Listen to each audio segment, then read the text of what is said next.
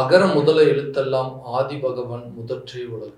நெஞ்சமெங்கும் நிறைந்திருக்கும் அன்பு நெஞ்சுகளுக்கு எனது அன்பார்ந்த வணக்கம்.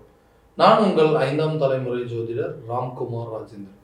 இன்னைக்கு நாம பார்க்கக்கூடிய தலைப்பு, கும்பராசி அன்பர்களுக்கு நடக்கவிருக்கும் இந்த 6ஆம் இடத்தில் நடக்கவிருக்கும், அதாவது இந்த கடக ராசியில் 3 கிரகங்களுடைய கூட்டு சேர்க்கை, அதாவது திரிகிரக யோகம் என்று அழைக்கக்கூடிய ஒரு யோகம். இந்த யோகமானது புதன், சுக்கிரன், சூரியன் ஆகிய 3 கிரகங்களுடைய இணைவுகளாக நடைபெறுது. இந்த நிகழ்வு ஜூன் மாதம் 29ஆம் தேதி நவ கிரகங்களின் இளவரசர் என்று அழைக்கக்கூடிய புதன் பகவான் கடகத்திற்கு பயிற்சி அடைகிறார். அதே போல இந்த புதன் புத்திகாரகன், வித்தைக்காரகன், வித்யாக்காரகன், அறிவு, கல்வி, திறன், செயல்பாடுகள் அனைத்தையும் கொடுக்கக்கூடிய ஒரு கிரகம். அதே போல இந்த சுக்கிர பகவான் ஜூலை மாதம் 7ஆம் தேதி அசுரர்களின் தலைவர் என்று அழைக்கக்கூடிய சுக்கிரன் ஆடம்பரம், காதல், சொகுசு வாழ்க்கை, தாம்பத்தியம் போன்ற அனைத்து உறவுகளையும் கொடுக்கக்கூடியவர்.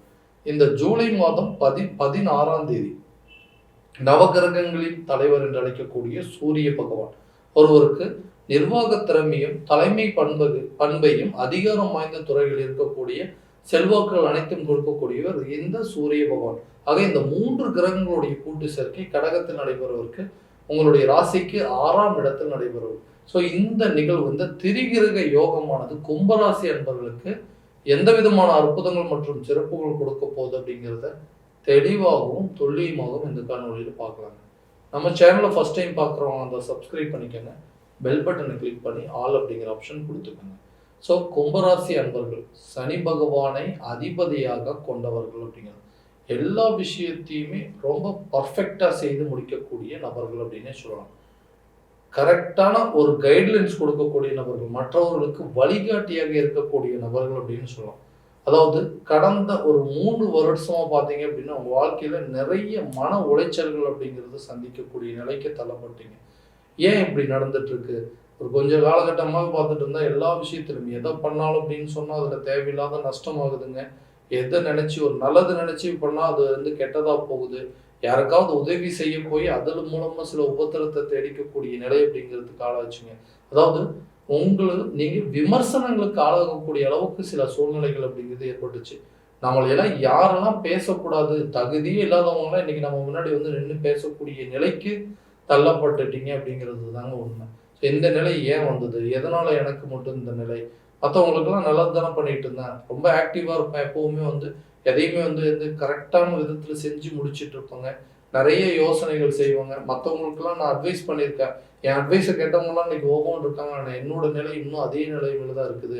நான் வந்த வேகத்துக்கு நேரம் நான் போயிருந்தேன், நான் சில விஷயங்கள் கரெக்டான விதத்தில் நடந்துருச்சு அப்படின்னா நான் இருக்கக்கூடிய ரேஞ்சே வேற. ஆனால் எல்லாமே பார்த்தீங்கன்னா ஒரே நிமிஷத்தில் எல்லாமே தவிடுபடியாக போயிடுச்சு, எல்லாமே அப்படியே புரட்டி போட்டுருச்சுங்க வாழ்க்கையில். இந்த மாதிரி ஒரு நிலை, அதாவது ஒரு சின்ன விஷயத்துல என்னோட வாழ்க்கையவே தலைகள் தான் மாற்றக்கூடிய சில சூழ்நிலைகள்லாம் உருவாயிருச்சு. இதனால என்ன ஆச்சு அப்படின்னா தேவையில்லாத பதட்டங்க, நிறைய நேரத்துல என்னுடைய தன்னம்பிக்கைக்கும் தைரியத்துக்கும் சில வந்து தடுமாற்றங்கள் அப்படிங்கிறது கொடுக்குது. தடைகள், எதை செஞ்சாலுமே வந்து முன்ன மாதிரி செய்ய முடியலைங்க. சுதாரிச்சு சில விஷயங்கள் செயல்பட்டு இருந்தா நான் இப்போ அது வந்து நடக்க மாட்டேங்குது. அதே மாதிரி நிறைய வருமானங்கள் வந்துட்டு இருந்தது. நான் வந்து ஒரு காலகட்டங்களில் பார்த்தீங்கன்னா நிறைய வருமானங்கள் சம்பாதிச்சேன், நிறைய பணங்களை சம்பாதிச்சு அதை கரெக்டான விதத்துல செலவு பண்ண. ஆனால் இன்னைக்கு செலவு பண்ண, அதாவது வரவுக்கு மீறின செலவு அப்படிங்கிற ஒரு சூழ்நிலை வந்துருச்சுங்க. சம்பாதிக்கவே இல்லாத கடன் வாங்கி சில விஷயங்கள் செலவு பண்ணக்கூடிய நிலைக்கு தள்ளப்பட்டேன்.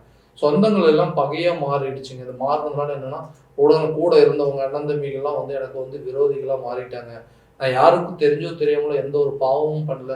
ஆனா என்னோட வாழ்க்கையில இந்த மாதிரி விஷயங்கள் உதவி பண்ணணும் அப்படிங்கிற ஒரு நிலையில இருந்து இன்னைக்கு உதவி கேட்கக்கூடிய சூழ்நிலைக்கு மாறிட்டேன். இந்த நிலைகள்லாம் எப்போதான் மாறும்? இந்த அமைப்பு அப்படிங்கிறது என் வாழ்க்கையில ஒரு மறுபடியும் என்னுடைய பழைய நிலைக்கு கொண்டு போகாதா, மறுபடியும் நான் அதே நிலையில வந்து வாழ்க்கையை வாழ முடியாது அப்படின்னு சொல்லக்கூடிய நபர்களுக்கு இந்த வரக்கூடிய இந்த கிரகங்களுடைய சேர்க்கை, இந்த திரிகிரக யோகமானது தொழில் ரீதியாக இருக்கக்கூடிய அனைத்து தடைகள் அப்படிங்கிறது போக்கிங்க. தொழிலில் ஒரு நல்ல முன்னேற்றம் பார்த்து, ஏன்னா நீங்கள் நிறைய திறமைசாலிகள். ஒரு சில விஷயங்கள் அப்படிங்கிறத பார்த்தீங்கன்னா உங்களை மாதிரி நாலேஜில் செயல்படக்கூடிய நபர்களே யாரும் இல்லை.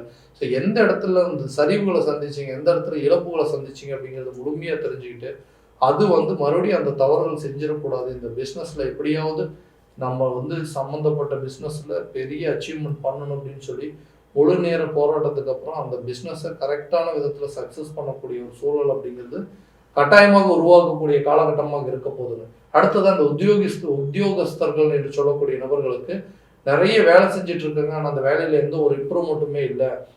நான் ஒரு இடத்துக்கு இந்த வேலையை விட்டுட்டு வேற ஒரு வேலைக்கு போகலான்னு இருக்கிறேன். ஸோ அந்த வேலை கரெக்டான காலகட்டங்களில் கிடைக்குமா, இல்லை இப்போ இந்த வேலையை ரிசைன் பண்ணுறது கரெக்டாக அப்படின்னு சொன்னீங்கன்னா, ஒரு வேலை கிடைக்கிறதுக்கு முன்னாடி இருக்கக்கூடிய வேலையை ரிசைன் பண்ணுறது கண்டிப்பாக இந்த காலகட்டங்களில் இருக்கக்கூடாதுங்க. அந்த வேலையில் முழுசாக ஆஃபர் லெட்டர் எல்லாமே கிடைச்சி கன்ஃபார்மாக ஜாயின் பண்ணுறது தெரிஞ்சால் மட்டும்தான் அந்த வேலையை ரிசைன் பண்ணணும். ஏன்னா இந்த இருக்கக்கூடிய சூழ்நிலைகளில் உங்களுக்கு நடந்துட்டு இருக்க இந்த ஜென்ம சனியால் நிறைய சில பாதிப்புகள் அப்படிங்கிறது கொடுக்குங்க. ஏன்னா வேலை அப்படிங்கிறது ஒரு விஷயத்தை விட்டுட்டு இன்னொரு விஷயத்தை தேடுறத விட ஒரு விஷயத்துல இருந்துகிட்டே இன்னொன்று தேடி அதை கிடைச்சதுக்கு அப்புறமா இங்கிருந்து அங்கே மாறுறது தான் புத்திசாலித்தனங்க. அதே போல பதவி உயர்வு கிடைப்பதற்கான சூழல் அப்படிங்கிறது கட்டாயமாக இருக்குங்க இந்த காலகட்டங்களில். ஸோ நிறைய பேர் வெளிநாடு சம்மந்தப்பட்ட யோகம், அதே போல அரசு சம்மந்தப்பட்ட அனுகூலங்கள் இருக்கா அப்படின்னு முயற்சி பண்றவங்களுக்கு இது ஒரு நல்ல காலகட்டமாக இருக்க போகுதுங்க. அதே போல அதே திருமணம் சார்ந்த சில விஷயங்கள், திருமணம் அப்படிங்கிறது அதாவது ரொம்ப நாளா இந்த திருமணம் அப்படிங்கிறது ஒன்று நடக்காமையே இருக்குங்க. நிறைய குடும்ப பொறுப்புகள், நிறைய ரெஸ்பான்சிபிலிட்டிஸ் எல்லாம் இருந்தது. அது எல்லாத்தையுமே முடிச்சுட்டு கூட பிறந்தவங்க, அதாவது சகோதரன் சகோதரி, இவங்களுக்கு எல்லாத்துக்கும் திருமணம் பண்ணி வச்சுட்டு அதுக்கப்புறமா நம்ம திருமணம் பண்ணிக்கலாம் அப்படின்னு நினைக்கும் போது காலங்கள் ஓடிடுச்சுங்க. ஸோ வயசாயிருச்சு, நிறைய ரெஸ்பான்சிபிலிட்டிஸ் இருந்தது. அதனால தான் இன்னைக்கு ஏன்னா ஒரு ஒரு திருமணம் அப்படின்னு பண்ணணும்னு நல்லதாக ஒரு வீடு வேணுங்க. அதே மாதிரி வெல் செட்டில்டாக இருக்கணும், ஒரு வண்டி வாகனங்கள்லாம் இருக்கணும். அப்போ தான் பொண்ணு கேட்கறதுக்கு நல்லா இருக்கும்னு நினச்சிட்டு இன்னைக்கு அது எல்லாத்துக்கும் அதுக்கு பின்னாடி ஓடிட்டு என்னுடைய திருமண வாழ்க்கையில் பெரிய கவனம் செலுத்தாமல் விட்டது இன்னைக்கு எவ்வளோ பெரிய தவறாக மாறிடுச்சு அப்படின்னு சொல்லக்கூடியவர்களுக்கு இந்த காலகட்டங்களில் உங்களோட மனசுக்கு புரிஞ்சிக்கக்கூடிய அளவுக்கு ஒரு சில சூழ்நிலைகள் ஏற்பட்டு அதை உங்களுக்கு திருமணம் பண்ணக்கூடிய சில வாய்ப்புகள் அப்படி திருமண வரன்கள் அப்படிங்கிறது கிடைப்பதற்கான சூழ்நிலை அப்படிங்கிறது உங்களுக்கு உருவாகுங்க. அடுத்ததா இந்த குழந்தை இல்லாத தம்பதியினருக்கு குழந்தை பாக்கியம் ஏற்படும் அப்படின்னா நிறைய ட்ரீட்மெண்ட்ஸ் எல்லாம் பண்ணிட்டு இருக்கிறவங்க, நிறைய டாக்டர்ஸ் பார்த்தாச்சு, நிறைய கோயிலுக்கு போயிட்டு இருந்தாச்சு, நிறைய விஷயங்கள் அப்படிங்கிறதெல்லாம் பார்த்துட்டோம். ஆனால் அந்த புத்திர பாக்கியம் அப்படிங்கிறது எங்களுக்கு இல்லாமல் இருக்குது. எங்கள் வாழ்க்கையிலையும் ஒரு புது குழந்தை பிறக்கிறதுக்கான வாய்ப்புகள் இருக்குதா இல்லையா, இல்லை எங்களுக்குன்னு ஒரு குழந்தை பாக்கியம் இருக்கா அப்படின்னு சொல்லிட்டு நிறைய விஷயங்கள் பண்ணிட்டு இருக்கிறோங்க. ஆனால் எதுவுமே நடக்க மாட்டேங்குதுன்னு சொல்றவங்களுக்கு இந்த காலகட்டங்களில் குழந்தை சம்பந்தப்பட்ட சில நல்ல செய்திகள் அப்படிங்கிறது உங்களை சேருங்க.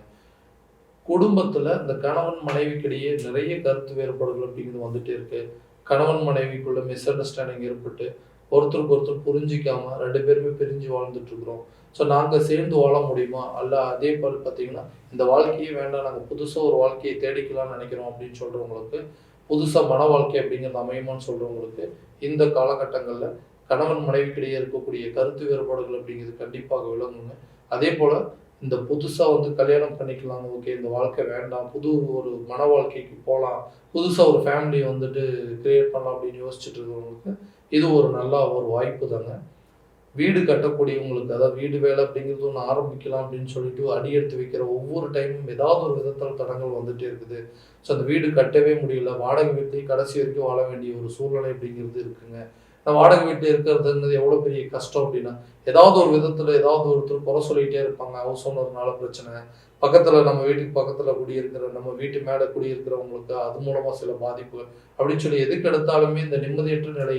வீடு அப்படிங்கிறது எதுக்காக, நல்லபடியாக ஒரு வீட்டில் எவ்வளவோ கஷ்டங்கள் இருக்கும், எவ்வளவோ பிரச்சனைகள் வெளியே ஒரு நாள் சந்திச்சுட்டு இருக்கோம். ஆனால் வீட்டுக்கு வரும்போது அது எல்லாத்தையும் மறந்து நிம்மதியாக இருக்கணும் அப்படின்னு வரோம். நான் வந்த இடத்துலையும் தேவையில்லாத சில பிரச்சனைகள் இருந்துகிட்டே இருக்குது. ஸோ இதனால சொந்த வீடு கட்டி அந்த வீட்டுக்கு போகணும்னு யோசிச்சுட்டு இருக்கிறவங்களுக்கு இந்த காலகட்டங்களில் வீட்டு வேலையை முடிக்கக்கூடிய சூழலும், இல்லை வீடு கட்டுறதுக்கு அதுக்கு உண்டான சில ஆரம்ப நிலை அப்படிங்கிறது அதாவது அமைப்பு அப்படிங்கிறது உருவாக்குறதுக்கான காலகட்டமாக இருக்க போதுங்க.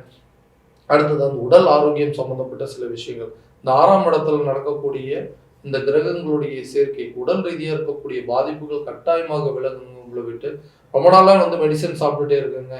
ஸோ அந்த மெடிசன்ஸ் சாப்பிட்றது எப்போ தான் நான் நிறுத்துவேன், இந்த வியாதி எனக்கு எப்போ தான் குறையும் அப்படின்னு சொல்கிறவங்களுக்கு இந்த உடல் ஆரோக்கியத்தில் நல்ல ஒரு முன்னேற்றத்தை கொடுக்கக்கூடிய காலமாக இருக்க போது, குழந்தைங்களுடைய கல்வியில் நல்ல ஒரு மேன்மை, புதுசாக அவங்க ஸ்கூல் சேர்த்துறதுக்கான வாய்ப்பு, இல்லை அது ஒரு ஸ்கூல்ல இருந்து இன்னொரு நல்ல எஜுகேஷன் நல்லா இருக்கக்கூடிய ஸ்கூலை மாற்றுறதுக்கான சில வாய்ப்புகள் அப்படிங்கிறது இந்த காலகட்டங்களில் கட்டாயமாக உருவாகுங்க. ஸோ இது வரைக்கும் நம்ம பார்த்தது எல்லாமே பார்த்தீங்கன்னா கோச்சார பலன்கள் மட்டும்தான். இந்த பலன்கள் அனைத்தும் உங்களுக்கு நடக்கும் அப்படின்னா உங்களுடைய ஜனனகால ஜாதகத்தை முழுமையாக தெரிஞ்சுக்கிட்டு அதற்குண்டானபடி சில முயற்சிகள் பண்ணீங்கன்னா நல்ல ஒரு வெற்றி அப்படிங்கிறது கிடைக்குங்க. ஸோ உங்களுடைய ஜாதகம் எங்கிட்ட பார்க்கணும் அப்படின்னு ஆசைப்பட்டீங்கன்னா கீழே இருக்கிற நம்பருக்கு கான்டாக்ட் பண்ணி அப்பாயின்மெண்ட் ஃபிக்ஸ் பண்ணிக்கோங்க. அப்படி இல்லையா உங்களோட ஜாதகத்தை வாட்ஸ்அப்பில் அனுப்பிச்சு வச்சிங்க அப்படின்னா தெளிவான முறையில் கணிச்சு துல்லியமான பலன்கள் அப்படிங்கிறது உங்களுக்கு தெரியப்படுத்தப்படுங்க. மீண்டும் அடுத்த காணொலியில் உங்களை சந்திக்கும் வரை உங்களிடமிருந்து விடைபெறுவது உங்கள் ராம்குமார் ராஜேந்திரன். நன்றி.